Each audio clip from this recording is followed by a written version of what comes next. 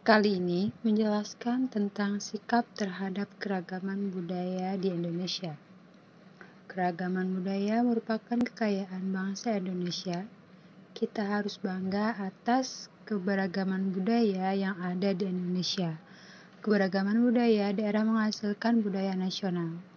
Selain bangga, kita juga harus saling menghormati, menghargai, dan melestarikan budaya dari suku, bangsa, daerah lain. Adapun cara menghargai keberagaman budaya daerah antara lain, yang pertama itu kita harus menyukai pertunjukan budaya daerah lain. Misalnya menyukai pertunjukan ondel-ondel yang berasal dari suku Betawi, memuji keindahan tarian daerah lain, menghormati dan merawat kain pakaian tradisional daerah lain, mempelajari budaya daerah lain. Selain berteman dari bangsa yang sama, kamu dapat berteman dengan orang lain dari bangsa lain. Oleh karena itu, perlu dilakukan penyaringan kebudayaan asing yang masuk. Jika budaya asing tersebut baik, boleh kamu tiru, namun jika tidak baik atau tidak sesuai dengan kepribadian bangsa Indonesia, wajib kamu tolak. Nah, selanjutnya pengaruh interaksi manusia dengan lingkungan dalam bidang ekonomi.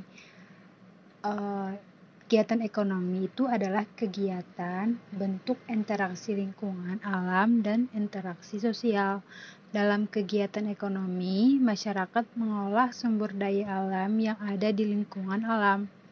Dalam pengolahan sumber daya alam tersebut, manusia tidak bisa melakukannya sendiri.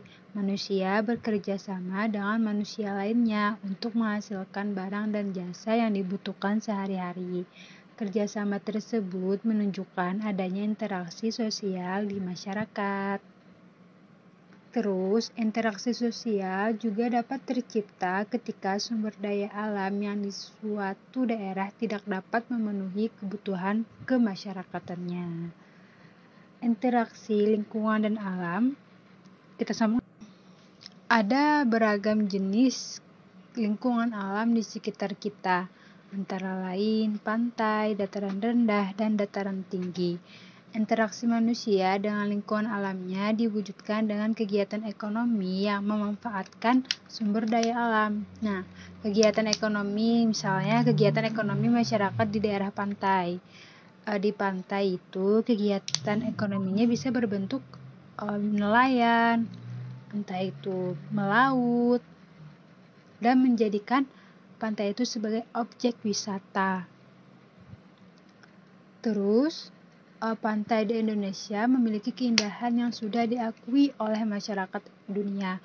Oleh karena itu, banyak pantai di Indonesia yang ramai didatangi oleh para turis, baik itu dalam negeri maupun di dalam negeri itu sendiri. Nah, selanjutnya kegiatan ekonomi masyarakat di daerah dataran rendah. Di dataran rendah ini karena tanahnya yang subur, biasanya masyarakat menggunakannya sebagai lahan untuk pertanian. Kegiatan pertanian yang cocok dilakukan di dataran rendah adalah menanam padi dan tanaman perkebunan seperti jagung, kelapa sawit, dan karet. Oleh karena itu, mata pencaharian di dataran rendah ini biasanya itu kebanyakan bekerja sebagai petani. Selain tanah yang subur, dataran rendah juga merupakan dataran yang luas dan rata, sehingga kegiatan pembangunan di dataran rendah itu lebih mudah difasilitasi. Selanjutnya, kegiatan ekonomi masyarakat di daerah dataran tinggi. Dataran tinggi memiliki tanah yang subur dan udara yang sejuk. Nah, kondisi ini biasanya cocok sebagai perkebunan.